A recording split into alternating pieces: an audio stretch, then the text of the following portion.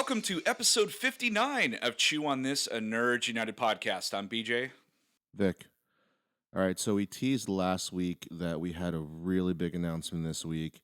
It's really big for us. The last time we had a big announcement, we said we got asked to do the Intergalactic Expo in West Sacramento. This time, it's we got asked to promote our 1 year anniversary show on Good Day Sacramento here in Sacramento. You're like Austin Powers there, repeating yourself. Yeah, I know. Allow myself to introduce myself. So we're going to be, let's see, let's get the date correct here. Okay. You think we would have prepared for this, but no, that's how we do things. So it's going to be in January 7th. Once again, it's on CW in Sacramento. The show is called Good Day Sacramento, and it's going to be, I believe, 8 a.m. And they actually live stream, too. Pacific time. Yeah. It's Saturday. Or West Coast time. Yeah, Pacific time. Yeah, West Coast time. Yeah, Nice. So they actually live stream. So just find Good Day Sacramento, go to their website, and you'll be able to stream it live. We'll be posting the link to it the day before and the day of. Yeah. And we'll probably record the feed so that we can put it up on all of our social sites. Yeah, we'll mention So that's our giant announcement. It's big. We'll mention it before too, and then so on the 7th we'll have that, and then on the 9th, correct, is when our 1 year anniversary show will drop. Right, we got a couple of guests coming on the show. We got actually Good Days one of Good Days hosts, Cody Stark, who was on the show previously. Mm-hmm. He'll be on the 1 year anniversary show. And Kenny, who has done all the music for the show, free of charge, I might add.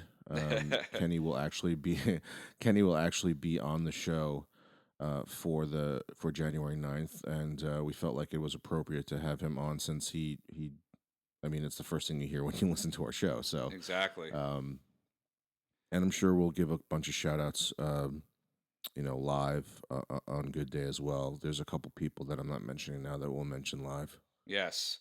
So that's really exciting for us, and for our listeners out there, our 2 or 3 listeners, you should get excited too. So. Yeah, I don't know how much we're gonna boost Good Day's ratings or whatever.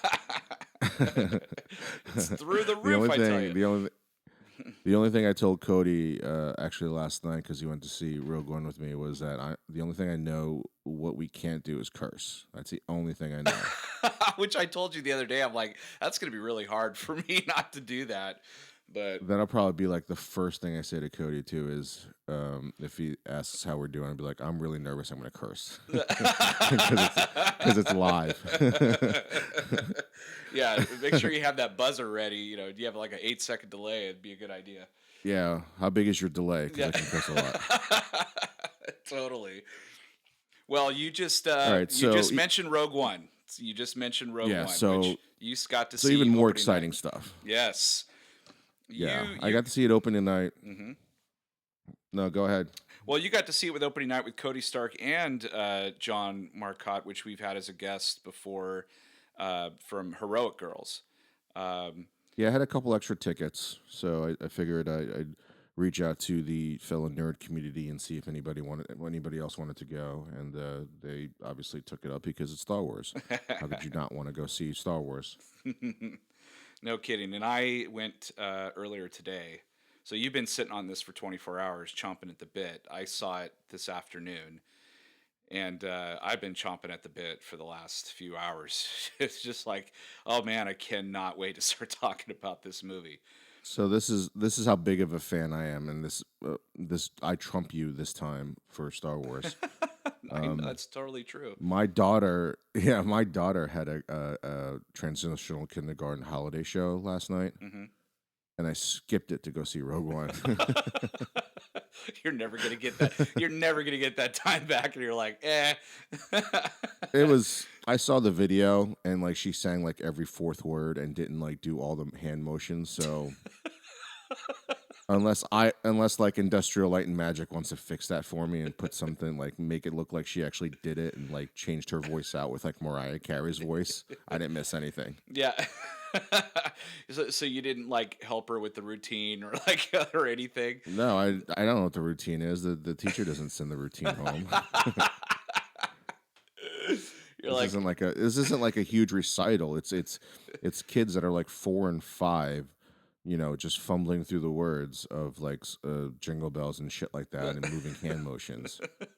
It's like it reminds me of like it's a physical version of Louis C.K. in that one bit that he does where he like his kids do the drawing uh-huh. and he's like, you show me a dog that looks like that and I'll give you $1,000. That's awesome. Well, So so yeah, I trumped you last you night you by did. actually going to Star Wars and skipping her recital or whatever you want to call it. Well, this is the first movie since I think Return of the Jedi that I missed opening night because I think I've gone Star Wars and Empire. I think I went opening day, but not night. Well, back then they didn't have sneak preview nights and things like that. No, yeah. But all the prequels and Force Awakens, I went on opening night. So yeah, I was a little bummed, but I stayed away from social media, didn't read any of the things. Unfortunately, like you, I had Rotten Tomatoes on my feed on Facebook, and that was like the first thing that popped up, and it said what it was, and I was like, oh man, which Yeah, see, so let's get that out of the way right yeah. now. So The seeing Rotten the you Rotten saw the Tomatoes art, you saw rating the is RT. what? I think it's at 84%, which fuck you. You know what I mean? I don't think that's. I think it's much higher than that, but whatever. I Well, think let's save that till the end. yeah, we'll save it to the end. But as of right So now, 84. it's 84%. And as far as the box office, just really quick, it did $29 million in Thursday night, which is gangbusters. That's better than Civil War and Batman v Superman this year. Force Awakens, of course, is the holy grail. It's almost double that. It's like in the 50s or something. But it's looking to possibly do between 130 and 160 million, but some experts have even said like, well, it could do 200. We don't know. Like Thursday night is an indication um, completely, but like Friday will be a good indicator like what it's going to do. So Plus, word of mouth is going to get people that are apprehensive about seeing a movie that has nothing to do with the Skywalkers. yes, I totally agree with you. So, This is a word of mouth. This so is a movie that's going to have legs. right, This is a movie and where fans are going to go watch it over and over again because there's so much shit to see. yeah, this is. Let me just say this before I forget too. There's been a lot of things about like the negative reviews has that I've seen have talked about that this is just like fanfare, like it's one giant thing. But you got to understand like this is also a prequel to or a prequel to Episode 4, A New Hope. Hmm. So the things that they put in here are not fanfare. They actually make sense for the story. Right. They So did. I'm like always I'm jumping ahead, Well, they did some but there fan service in the movie, but Gareth Edwards is even like quoted saying like I wanted to do so much more, but I had to reel it back because I didn't want it one big Easter egg throughout the whole thing. I wanted to keep it very just certain things would pop up here and there that would get people excited, but it didn't distract from the story. So, right. um, but I want to get into our initial reactions because uh, well, number one, that's what we normally do. But I do have, unfortunately, I do have some nitpicks. But the movie is, I All mean, right. Well, well, we can just dive give into your that. initial reaction first. Okay, so Yeah, my just give your initial okay, so reaction my first. initial reaction is this. It's dark. It there's so many moments in it that I cheered out loud when no one else was because like I've seen the original films. I went to all those movies and the crowd that I was with were a bunch of young people that were just kind of like just laughing at the jokes but not catching any of the references. And so like I was giddy the whole time. Everything that I like any original trilogy things I looked at, they really painstakingly took care of a lot of things. Some things they didn't, but majority of it, it felt like fucking Star Wars. Um, I loved. Well, I mean, I guess initial reaction is I really did love the film. I and dare say I might have even loved it more than Force Awakens. Um, that's saying a lot. Okay. But Yeah. anyway, you go ahead. Okay. Um, well, not like all Star Wars movies, but all the movies that I've seen since the Phantom Menace, I'm very apprehensive to give right off the bat an initial reaction because I remember being screwed from that movie and like wanting to love it so much. I think I was Kevin Smith with Batman v Superman, and Hmm. well, I say that because I remember seeing it because, again, unlike you, I didn't grow up with Star Wars. I watched it a different way, and it wasn't until later on in life that I ended up loving it so much. So, but I was still like gung ho. I was first in line for tickets. I slept out 25 hours for the tickets. I slept out 26 hours for the seats because back then there's no assigned seats. Now everybody wants to do assigned seats. Hmm. So if you didn't get to the theater early, you were going to sit like right at the very bottom where right next to the exit of the bottom of the screen. So between ticketing, I spent over 2 days online. That's, not as much as some other people in like Los Angeles, but in northern New Jersey, it's a fucking lot. Right. So and I'm giving a little bit too much background, but the reason why I say this is because I went into that movie and I saw things I loved so much, and then I left, and I was so excited because I saw a brand new fucking Star Wars movie, and then I watched it like a second and a third. I think I watched it like it was the first movie that I'd ever seen that I think I've in the theaters like 10 times, Hmm. and each time I was like, I'm getting a weird feeling. Like I'd be sitting there like, all right, let's just get to the lightsaber fights, get through the whole thing, and I literally want them to fast forward the projection. And then later on, I was like, you know what, something. I'm not sure I like midi chlorians. Like things like that started creeping up, and I was like, oh fuck, I think I hate this movie. Yeah. So, and the same thing happened with Attack of the Clones. Same damn thing. I gave Lucas like all this credit for things that he was doing, that I thought like he did it like smartly and waited for Revenge of the Sith. I was like, all right, I sat through two shitty movies for you to build this up.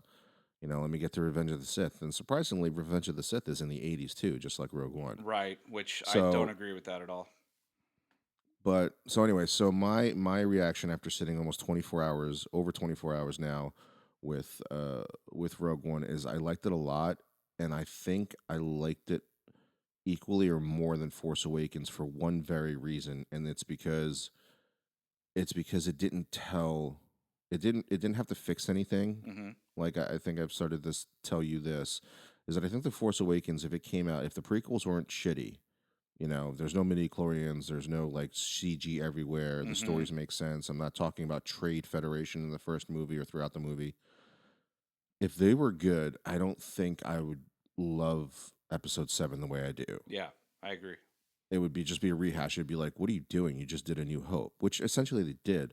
But my opinion, and feel free for anybody to disagree with me, is that they did Episode 7 because they had to fix everything that Lucas did and bring the fans back to be like, we know what Star Wars is or was. We want to bring it back to what we grew up with and tell further stories. Yeah. That being said, Yeah. that being said, like if Episode 8 comes out and they start on like Hoth, I'm gonna be pissed. Right. Right. They Because can't like do that now rehash they shit. They can't do that right, rehash shit. yeah, because now they can just go out and do everything, and that's why I think I like Rogue One a little bit more because this story was never told. It fixes that. It fixes that major error in A New Hope, where it's like, who's the dickhead who fucking left this fucking like massive fuck up in the plans that could destroy this giant battle station? Right. Like I think the Family Guy makes fun of it, Yes. in their spoof of Star Wars. So it's like this ridiculous thing where it's like this one tiny shaft can be you drop a bomb down it and it could just blow up this like moon of a battle station, and there's a reason for that, and they fixed that in Rogue One. So like you're no longer saying like, wow, I can't believe that gigantic. They spent like, I don't even know how much money you would think you would need to build a battle station that fucking big, and it was destroyed basically by like something the size of a fucking rat. You know, Yeah, I thought so. Spoilers, everybody, but the uh, Jyn Erso's dad, the main character is Jyn Erso. Her dad, is the main contractor or the engineer that helped design I think the weaponry using kyber crystals that which Jedi's use um, in their lightsabers, and so they're like mining all these kyber crystals to build this ultimate weapon. That's just a piece of it. But Galen, that's his name.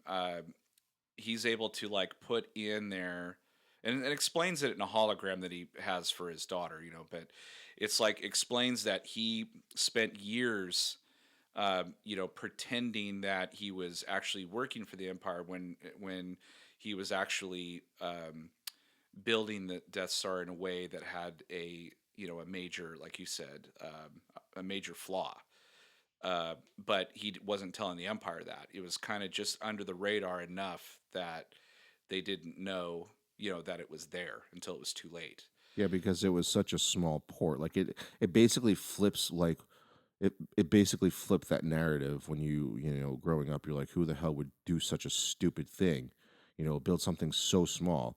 Well, in Rogue One, they actually tell you that he built it so small that it was so simple and so small that it was overlooked by anybody else that it could be a flaw.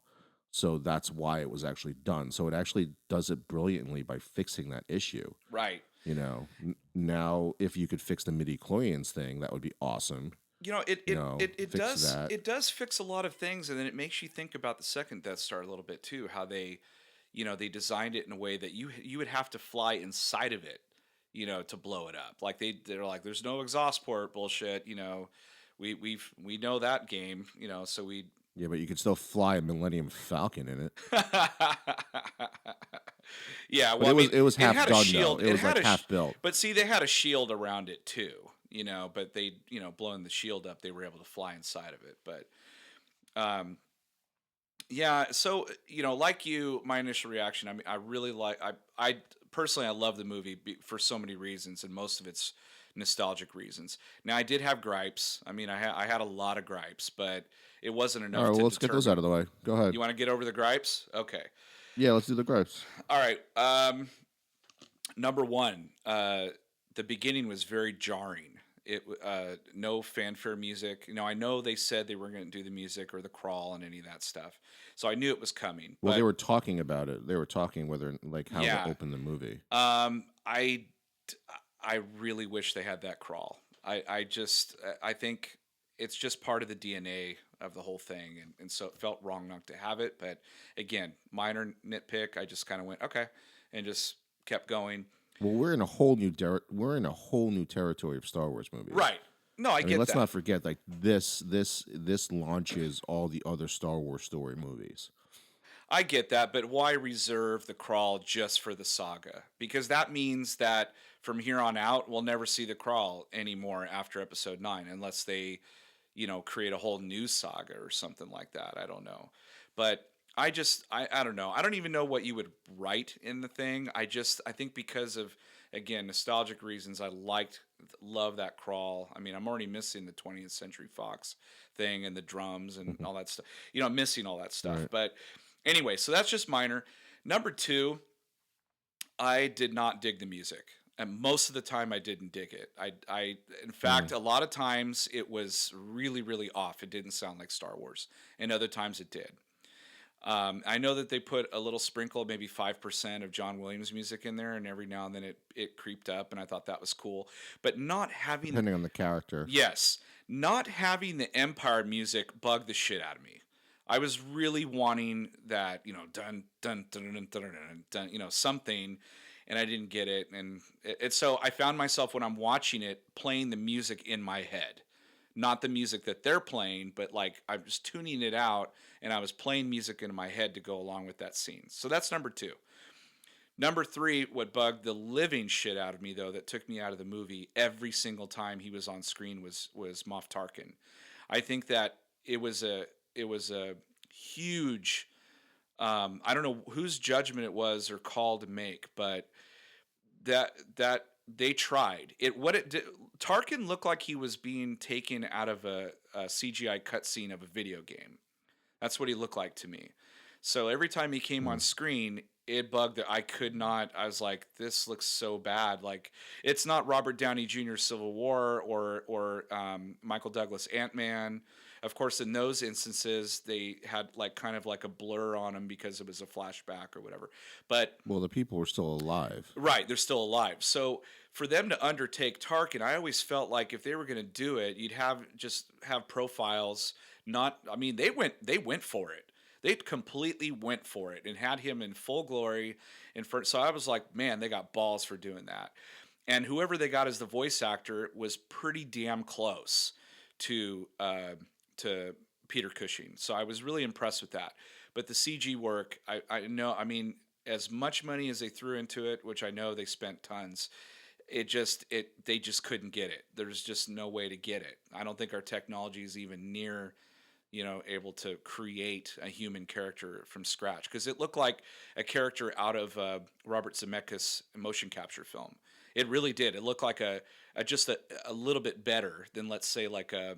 I watched that Jim Carrey. What is that? Nightmare Before Christmas. The Ebenezer Scrooge movie from Robert Zemeckis. He looked Oh, like right. he looked kind of like he belonged in that, but it was a better version of it.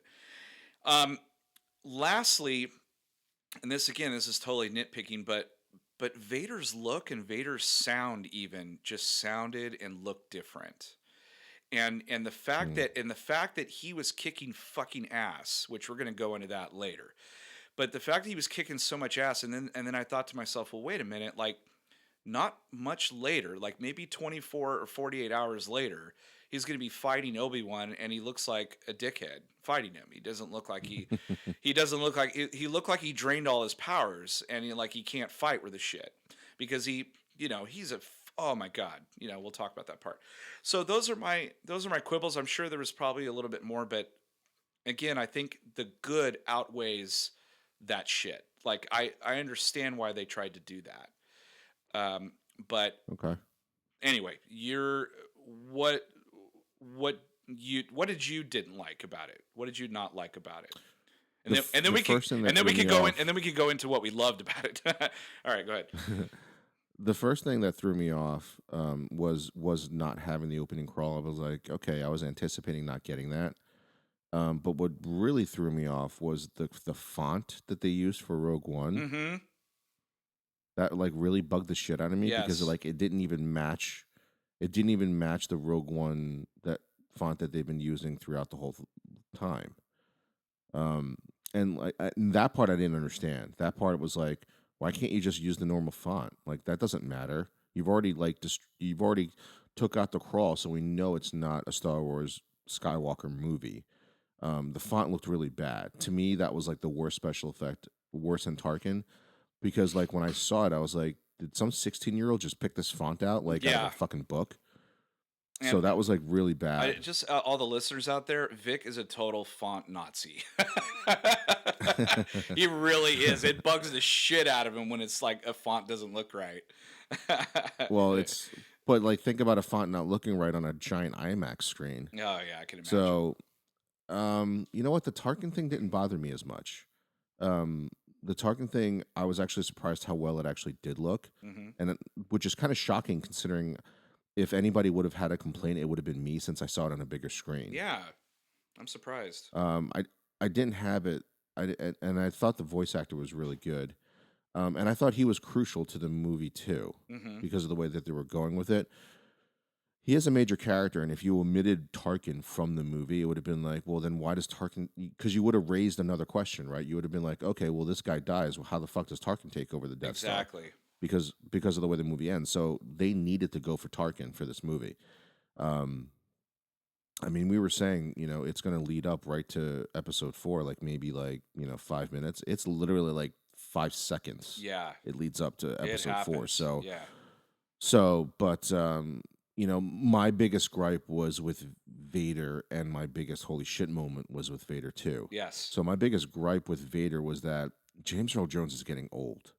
He Mm-hmm. really is. Mm-hmm. Like, and as good as a voice actor that they got to mimic Tarkin, you know, James Earl Jones has a very distinct voice, but with a lot of synthesizing work on top of that because he's got the breathalyzer on it. Mm-hmm.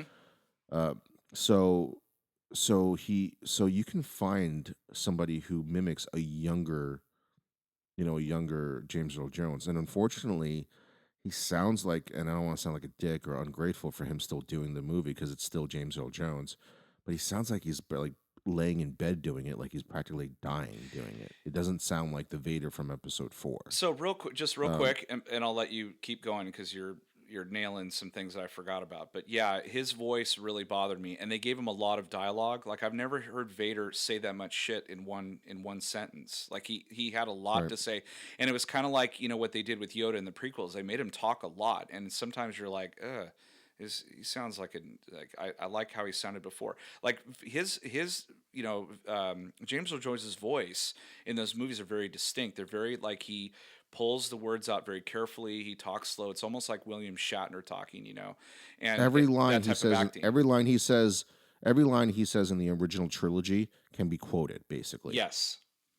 I can't quote a It's a single thing. quotable I line. can't quote a single thing in this because I can't remember. And He had a speaking of lot of and dialogue in a so short amount of time. moving on, going with things that nitpick the shit out of me or bugged me. He had like an Arnold Schwarzenegger 1980s line in it. Like he used a pun, and I was like, Vader doesn't use puns. Yes. Yeah. I was like, choke, don't choke on your aspirations. I was like, oh, they Yeah. fucking did that. Yeah. I can't I was believe they like, did it's that not either. as bad. It's not as bad as the no from Revenge of the Sith, Mm-hmm. but it's right up there. I was like, oof, you didn't need that line. Like No. they could have come up with something better. Like I don't like my Vader punning. Yeah. Yeah, it was kind of like when C3PO said, when his head was being dragged along the ground, he's like, "What a drag." Oh Like God, his lines were yeah. awful. It wasn't quite that, but it was enough for me to cringe and going like, "Are you kidding But me it's right now?" C3PO too. Like it's Yeah. C3PO too. Yeah. So I guess there's a little bit of leeway. But I remember seeing that in Clones. I was like, that's fucking stupid. Yeah. But like when Vader punned when I heard the bass, the air bass, I was like, oh, he's gonna fucking choke him. I was like, oh Yes. yes, Yes. he's gonna fucking choke the shit out of this bitch, right? And then he fucking says the line, and I'm like, oh, you fucked it up, like Well, shit. maybe if he said that line a little differently, like "don't choke on your aspiration," something like he said it really fast. Like his lines were kind of Yeah, fast; they weren't calculated. yeah. It It was doesn't seem like weird. the same Vader. But anyway, so moving from that, Okay. um, uh, I liked. Let's see, what else didn't I like? Um, Trying to think what else I didn't like. Oh, man, now I don't think there's a lot more I didn't like. I think the only thing I didn't like, I mean, I knew they were gonna get Princess Leia in there. Mm-hmm. I knew it, but like to me, Princess Leia looked worse than Tarkin. Really? I felt that. Yeah, I felt the I thought exact Leia looked opposite. But worse then again, it was a real quick. It was just really fast. Um, because she was very light, and a lot of the things could have been a lot of Tarkin's stuff was hidden in shadows because the Death Star like platforms were dark and stuff like that. Leia was perfectly like bright, mhm. like like bright, and you could just see everything. And I mean, again, I'm nitpicking because it was still fucking awesome, Yeah. and you could tell that they pulled the line "Hope." At least my opinion is, I think they pulled the line "Hope" from "Help me, Obi Wan Kenobi, you're my only hope," and they just Yes. cut it from there. Yes. It had to. It So had to have like, been. because it didn't sound like the old Carrie Fisher. It sounded like the young Carrie That would Fisher. have been bad. It sounds like all Yeah, drugged out. it like 1999 Kathleen Turner basically. Right. Totally. Ah. So, Yeah. but so like I thought that was awesome. And okay, so speaking of like lines, now I'm getting into the shit that I loved. So Yes. holy fuck, they got Gold Leader in there, they got Red Leader in there. They Yes. pulled lines from fucking the original trilogy. I was like, holy shit. Oh my god, I can't believe I'm watching this. And I watched it in IMAX too. I was like, oh my god, they cleaned up the cell. I was like, they cleaned up the cell so great to put it in an IMAX movie. Why can't you fucking fix this shit? Give me the original I trilogy know. without the special Yeah, editions on Blu-ray. because they cut images or video from A New Hope and put them in Rogue One. Probably takes that they didn't use, and so they had Gold Leader and Red Leader in there. I was like, holy shit! I turned to my son and I'm like, those fuckers are in A New Hope. How did they? I'm like, oh, they took footage. That's badass, you know. So it that Oh, you know what? I do have a couple nitpicks. Sorry, I oh just remembered from saying the things that I loved. Where the hell is Wedge and where the hell is Biggs? yes, that bothered me. Biggs not so much, but Wedge, I kept looking over at my son, going like, Wedge has got to show up. He's got to show up. Like I wanted him to Yeah, I pop out of nowhere and nothing. fuck up like 10 Tie fighters. You know, I just wanted him to I show thought up. he was going to be the one that there was one scene. Oh fuck, what was it? Where somebody was about to get killed. Oh, you know what would have been awesome? It would have been awesome if remember when Baze shoots the rocket launcher at the AT-AT Yes, and Wedge should the have came and blew it up. X-wing. Yeah, Oh my god, that would have been awesome. that would have been If awesome. it was Wedge, Yes. I would have fucking lost Oh, it. the other nitpick I have, we have all these nitpicks. The only one I have is like the trailers. You could tell where the reshoots were happening because in the trailer there was a lot of stuff in the teaser trailer that was not in the Yeah, film. two of the biggest ones The, was Jin going against the TIE fighter, which I thought yes. was awesome because that ended one of the trailers. I was like, oh my god, that's so fucking cool. Yeah, and they totally took it out completely. And then there's one where what the hell's his name? The guy that dresses in all white. I can't think of his Cassian. Not Cassian. That's the main guy. White? What the hell's his name? Fuck. Krennic. Krennic. Yeah, when he like basically is mouthing off to Vader even after he's on. Well, okay, so here's an Easter egg. After he was already on Mustafar, Mm-hmm. like when he's like when he's mouthing off to Vader, like what it looks like they're on a Death Star or on the Death Star or on a Star Destroyer. Yes. I don't know if you remember what I'm talking about. Yeah, I do. And they left that out too. And then there's another Vader scene where he's standing in front of like some kind of like red lights or something. Yeah, he's Like looking some at not the plans, but he's looking at a screen. Yeah, they took something, they yeah. took that out. That might have just been for promotional stuff, but still, like, and then also, yeah, when Krennic's talking to him, he's like, you know, the power of the station of the, you know, it's Yeah, that's it. insurmountable. That's it, Yeah, yeah. they took that line completely out. It, Oh, well, you know what though? The ending I think is completely different because in the trailer, Jin and Cassian or what's his? It's not Cassian. Is it Cassian? Fuck, yes, what's his yeah, name? Cassian Andor. Okay, they're actually on the beach with the plans, running towards AT-ATs. Yeah, yeah, That scene was completely removed. yeah, they took that out. They figured, you know, yeah, I kind of would have liked to have seen that, but it does look like they changed it. This is what I would like to have seen. Okay, we're so spoilers everyone. We're going right to the end of the movie, just really quickly. But there's a part in it where you know they're trying to upload the plans, and Jen gets caught, and she's like, "Oh man!" Before she could switch the lever to upload the plans, Krennic comes out of nowhere, and he's just like, you know, "I'm gonna kill you," and he's about to kill her, and Cassian comes out of nowhere and saves her and whatever, and so they leave, they take off. Well, the Death Star like shows up basically, and it's like upside down, isn't it? It's like fucking upside down or whatever, and it's pointing at Well, it's pointing at where it's going to shoot. Like, yeah, that's the one thing that the original trilogy never did. Like the Death Star never really moved; they just floated the same spot. right. Whereas in this version, they actually like adjust the Death Star to aim, basically. Yeah. And so they, you know, Tarkin says, you know, destroy Scarif essentially. Like they didn't blow the planet up, it just kind of roasted the top layer of it. And I was like, I was really bummed out because I thought in the back of my mind, I'm like, I would love it if Krennic got his from Vader because Vader kills like everybody in episode 5, like everybody that fucked up, he's like, you're dead, and then he'd look at the next officer and go, you're in charge now. So it would have been awesome Oh yeah, if that they harken back to that a little bit, like because he kept failing. Krennic kept failing, and I thought, oh man, they're leading up to this part where Vader's gonna fucking choke him out, but instead Tarkin just says hit the laser and they blow the planet up, and I thought it was a missed opportunity, but you know whatever. He went out like a little bitch anyway. But okay, dude. So what was good? Donnie fucking Yen. he Donnie kicked ass. fucking Yen, dude. Whoever decided to cast him, it should be commended. I'm kind of upset that he's actually in this movie now Why? because, well, think about how awesome he would be if he was like either like a Sith Lord or a Jedi in Knights of the Old Republic or something like that. Oh, I see what you're And he saying. actually gets to live, like he actually gets to live in multiple like movies. Well, they did it in Star. They Spoilers. did it in Star Trek. I mean, They had actors playing different roles, but I see what you're saying. Like you're upset for the fact that since he's in this movie, he can never really be in anything other Star Yeah, Wars. I'm not saying he's wasted in this movie because he's fucking Oh awesome, yeah, but I'm saying he's wasted that he's only in one movie. yeah. I've been reading a lot of shit lately about like them teasing like oh they should do a Boz and Chirrut spin off, or they should do a Vader movie now because seeing him kick ass like that, they should fucking go back a little bit and see him doing more shit.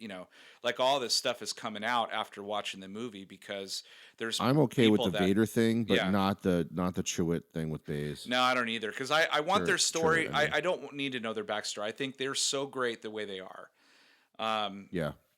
but it was cool seeing Saw Gerrera like in live action form. I watched him on the Clone Wars, so that was really cool. They tied into that.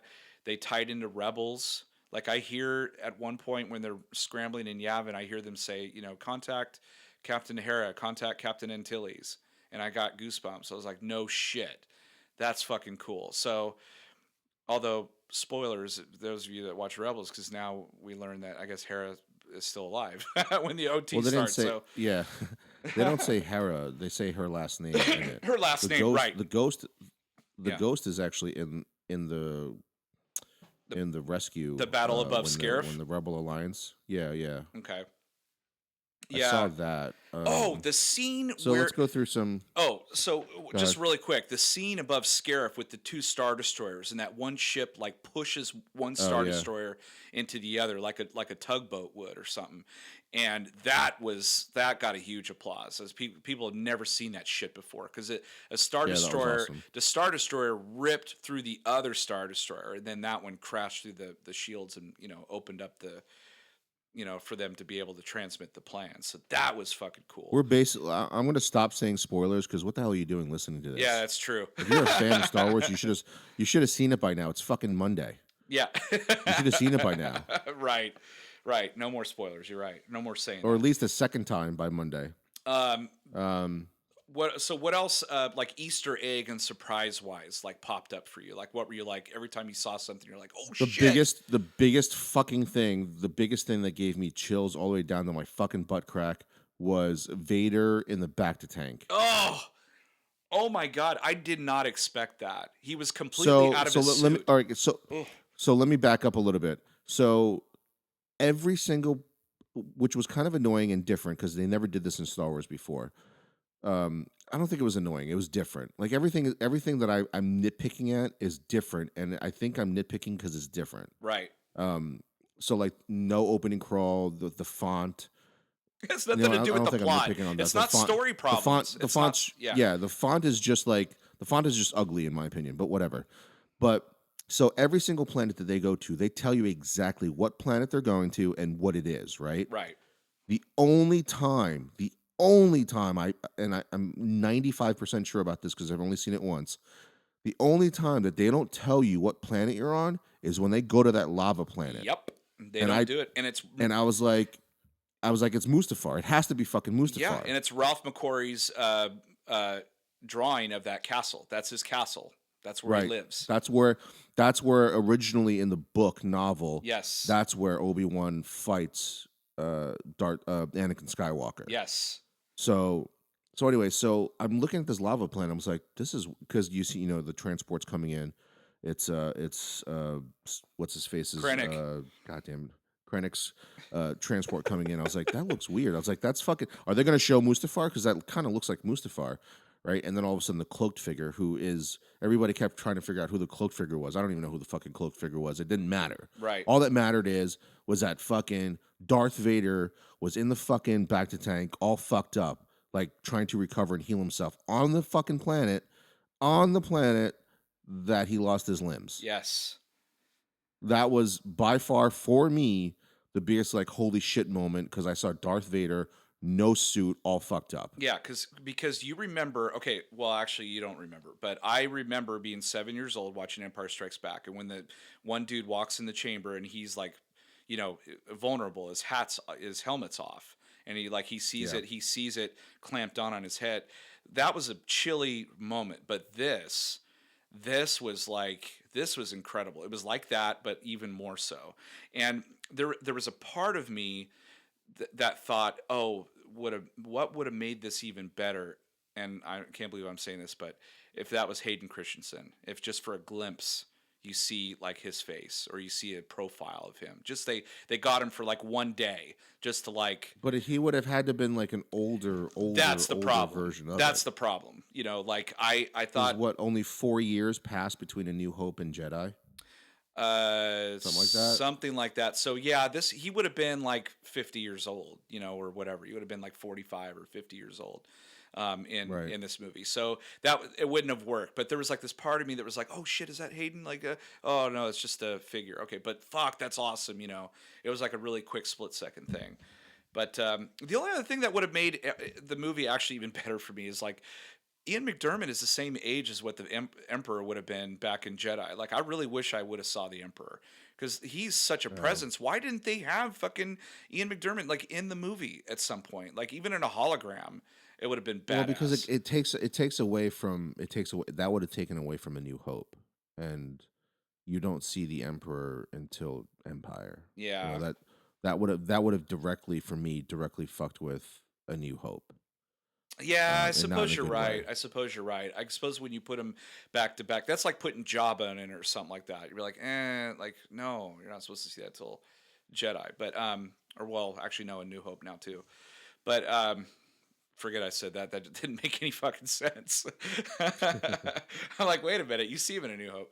No, but I guess you're right. That's true. I think they have no excuse not to have Wedge in there, though. Yeah, I didn't. I think they should have had him Yeah, in there. Not Biggs. I was kind of hoping for. I didn't think I would see, but when they started bringing in Gold Leader, I was like, and Red Leader, I was like, oh fuck, I'm gonna see Wedge, Yeah, and nope, yeah. no Wedge. So the surprise, it's a surprise and it isn't a surprise. But when they pan through, you know, Yavin and you saw this cool shit, and then you see C-3PO and R2, and he kind of blurts out a line. I couldn't really hear the line because everyone went nuts. Didn't he say something Oh, like, "We're because going to he said something Scarif"? like, nobody ever tells me anything. Why are we Yeah, going to scare or some shit like that? yeah. But it makes sense. See, people like, want to say that's an Easter egg, but it's really not. It It's makes not. complete sense that they're fucking there. Yeah, It absolutely. makes total sense that they're there because Bail Organa's right there. Well, and shortly right after he said that, I'm sure they all went and boarded the Republic cruiser and they took off. Right, You know, right, and exactly. oh, I have a question for Like, you. I don't. I have a question for you, real Yeah, quick, because we're going to skip to the end just really fast, not the Vader scene, but so the Republic cruiser, was that inside the Mon Calamari ship, like docked in it? yeah. Okay, because Vader. So how did Vader get on that ship? Did I miss something? I He can't. boarded it.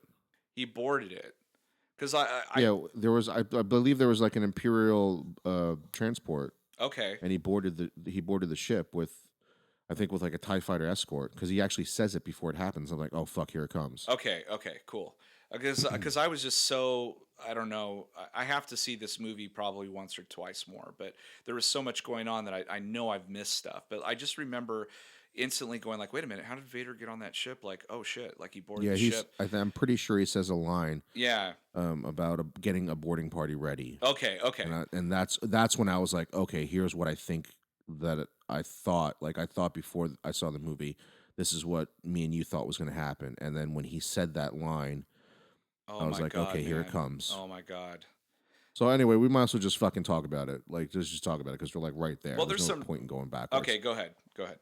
Because there's some more. There's So some more surprises too, but we'll just keep going. yeah, but not like this. And we're right. We just talked about it. We're like right at the point. So anyway, the things that we wanted, one of the things we wanted to see was we wanted to see Vader go, like, Ballistic. show his power. Yeah. Yeah, and it's a good and bad thing. It's the same thing.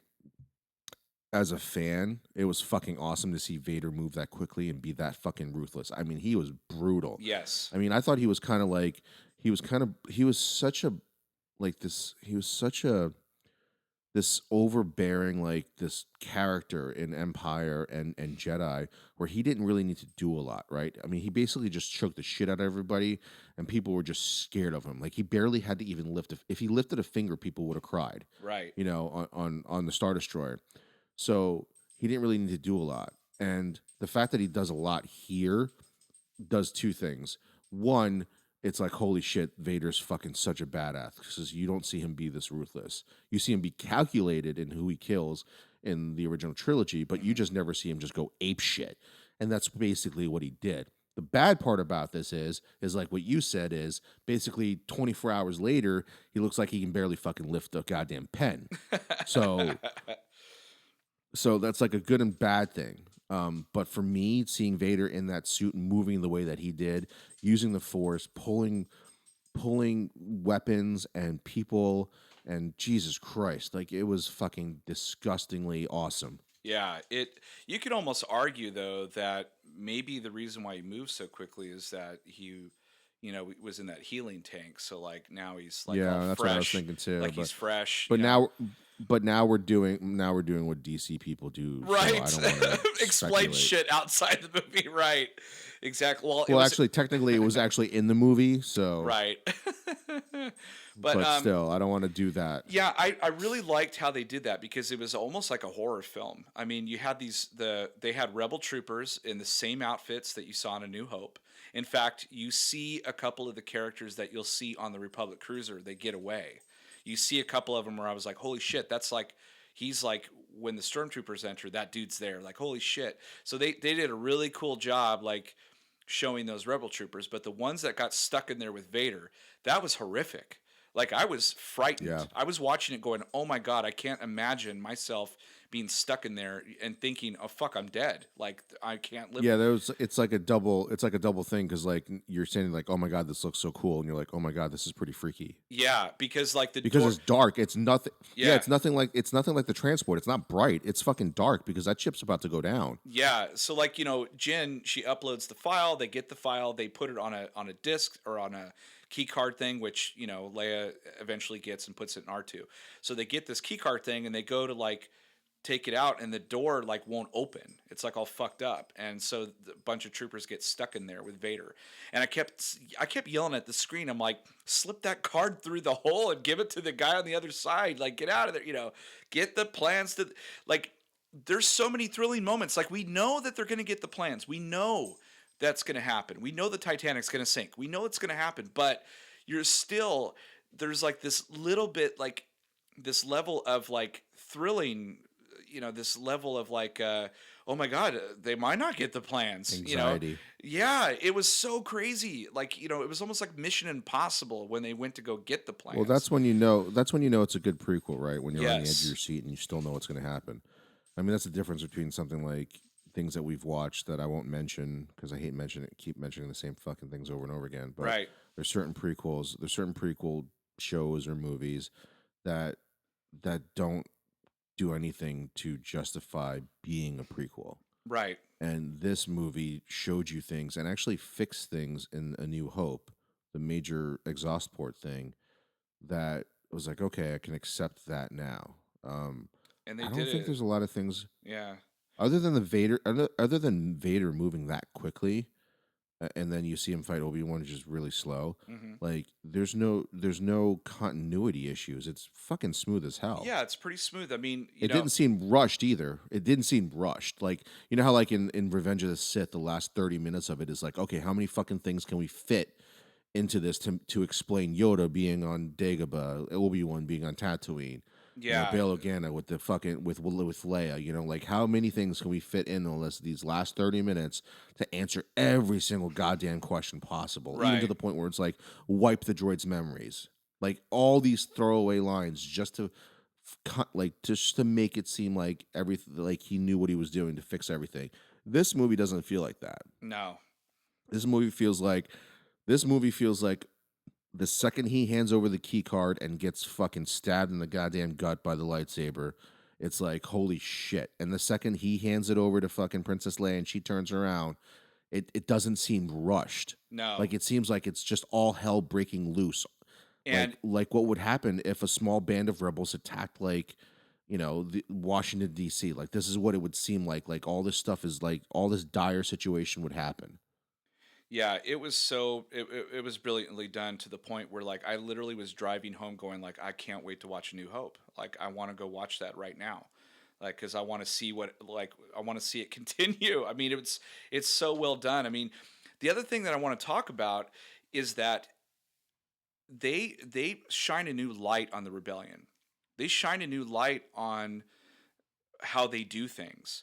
They're really not any better than, I mean, okay, I don't want to compare it to the Empire. Empire's bad. But the rebellion, they're not good guys either. You know, they did some There's some shit. squabbling going on there. Yeah. Oh man, they've got assassins. They've got you know, they're taking people out. They're trying to, you know, get shit done and get kill people and get rid of this and do that. They're not, you know, saints either. They're doing everything they can for a good cause, and so they'll do anything. And it was mentioned, you know, a couple times, and I thought to myself, "Damn, like it shines really a new light on the rebellion." Like, wow, you know, it's gritty. It's they have to sometimes they have to get their hands dirty, you know, in order to get shit done. You know, and then Well, that's for the better basically good. all types of war. I love it You though. just never heard, but you never heard it in a Star Wars movie, you know, because it was Yes, pretty clear cut what good is versus evil. Um, you know, the rebellion was always taught to you being good, and now all of a sudden you get this like, you know, we got a war movie basically. they put the But that war was the other thing back in that Star Wars. They put yeah, the war back in but Star Wars. the one thing I will say is it didn't seem like it. I was picturing something different. I don't know why. When Gareth Edwards, when we were at Celebration, I was picturing a little bit something different Hmm. as far as like the war part goes, because there was just a lot of small battles here and there. But Yes. but when they got the Scarif, man, that was like you know what was awesome too was that there was a space battle and there was a ground assault, Yes. but it didn't seem like they did it on purpose to make it seem like Return of the Jedi. Right. You know, like it like had a purpose. I don't know.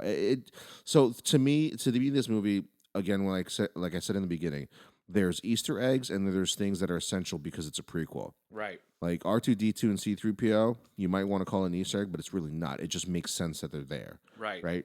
What actual Easter eggs are is when they were in Saw's cave and they were playing that electronic like monster chess game that's on the Oh, Falcon, but they were yes. doing it with real life figures. Right. They were doing it with like real life figures. That's an Easter egg. An Easter egg Blue is when milk. you get the Blue blue milk. milk. Yeah, blue milk was an Easter egg when Jin bumps into the one dude where Obi-Wan cuts his fucking arm Oh, off on Tatooine. they bump into Dr. Evazan and Ponda Boba. Right, that's an Easter egg. You know, um, referencing Obi-Wan Kenobi, not really much of an Easter egg Yeah, he's around. Yeah. because he needs to be there. You know, Bail Organa showing up, that's not an Easter egg because he needs to fucking be there as part of the Rebel Alliance. Oh, when he says You that know, Mon line, Mothma, you know, I'm gonna go to essentially like I'm going to Alderaan to, you know, oh yeah, see, you know, take care of shit over there or whatever. yeah. I was like, ah.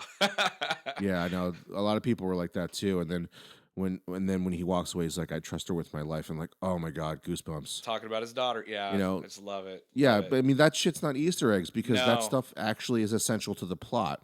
It's an Easter egg for guys like us. Like Yes. if my fiance wanted to go see this movie, she would not even know who the fuck he's talking about. So So like, Zach, it's so not really an Easter egg. no, Zack Snyder needs to go and see this movie so he can understand what Easter eggs are. Like your whole movie's not an Easter egg. Okay, it's like it's essential to the plot. Easter eggs are things that excite you, or like, you know, like, oh shit, look at that, you know, that's cool, you know. But it doesn't take away from the movie. It just adds a little flavor to it. But when you're just throwing shit in your movie left and right and saying it's Easter eggs, then it gets a little tedious and doesn't make any sense. So, So one last thing before we move on to our ratings. mhm. Um, I heard that there's sequences of Vader that are different in IMAX versus cinema. Okay. So far it sounds like we saw the same Vader sequences It sounds like or it. scenes. Well, he's how many times is he in the like he's got two scenes, right? One with Krennic. He comes out of the back to tank and comes down the stairs and he talks to Krennic and chokes him out and all that shit. And then the second scene is at the end where he just fucks up all those troopers. And oh my god, when the last trooper, he puts the lightsaber through him and it pops out the back of the door. That gave me Yeah. goosebumps. I was like, holy shit. and then he rips the door off, and by then the ship took off, and he's just standing there with the lightsaber out. I was like, holy fuck, that's awesome. So yeah, I think maybe we got the same things. I don't know what would be different.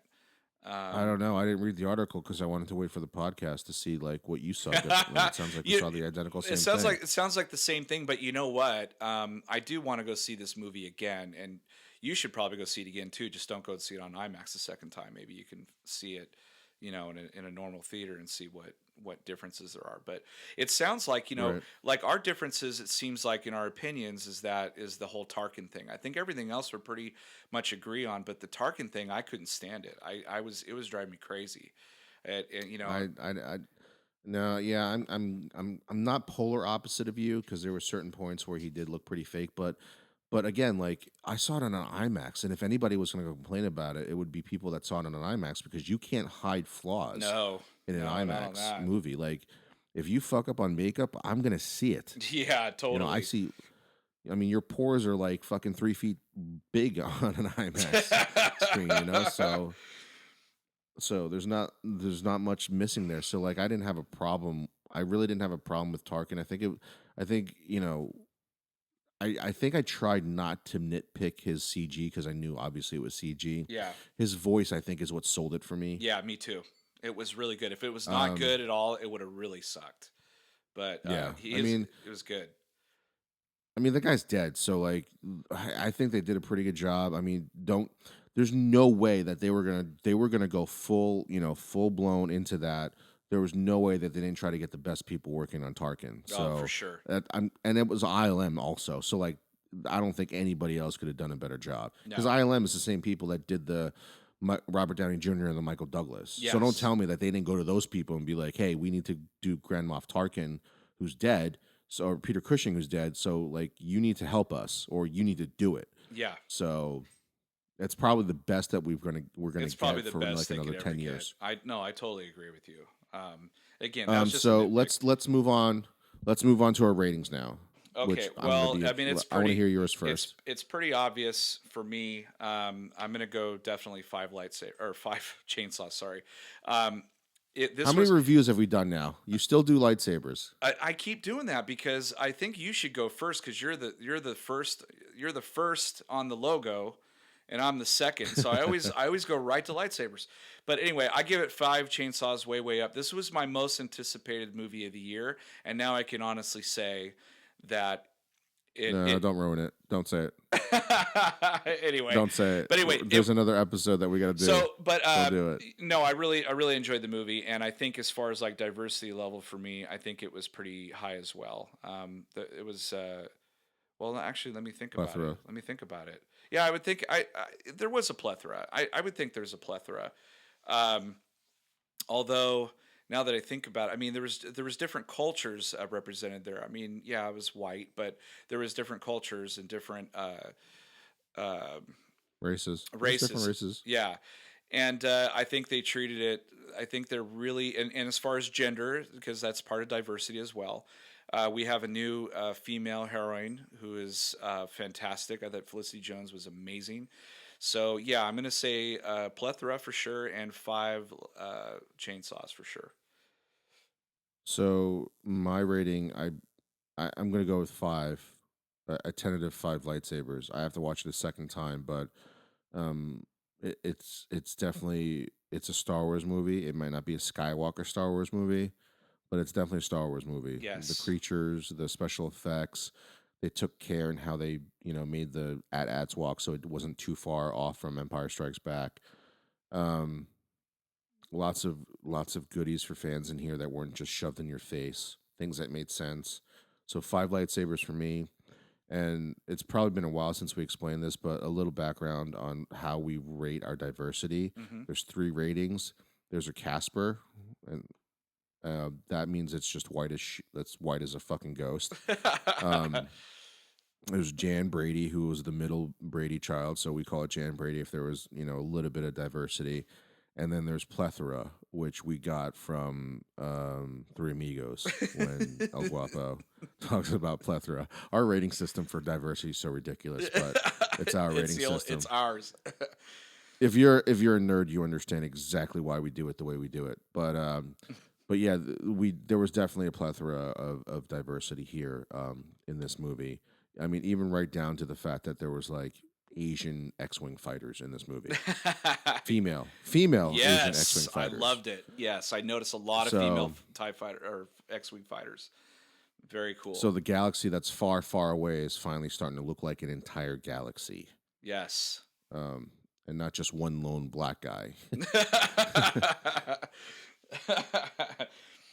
Which, speaking of like black guy, um, sorry, but Forrest Whitaker was pretty cool. I actually liked his character.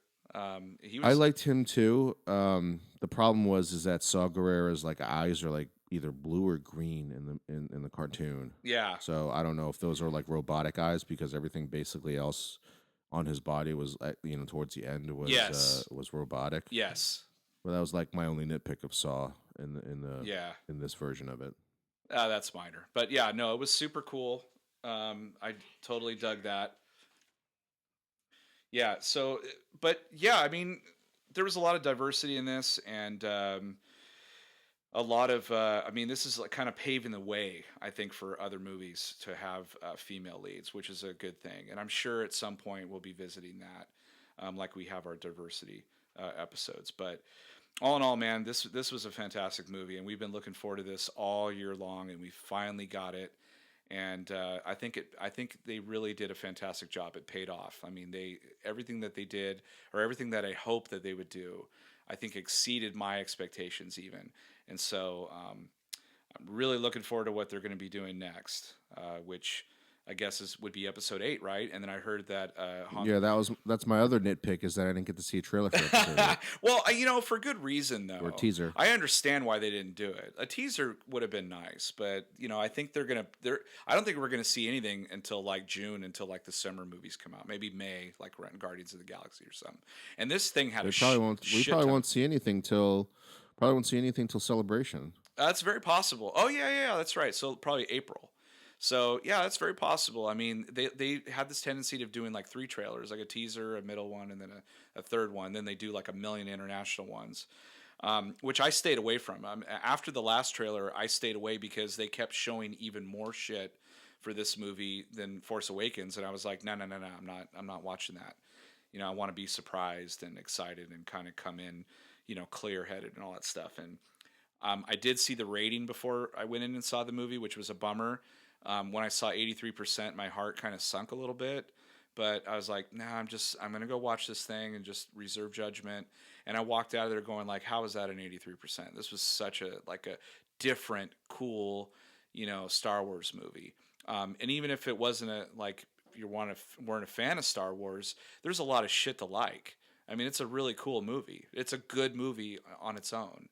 So now, like you said, It's a very good like wartime movie. yeah, Actually, yeah, it is. And like you said, maybe over time my opinions might change a little bit. My nitpicks might get bigger, but I think for now, I really was happy when I went in there, and then when I came out, I was happy.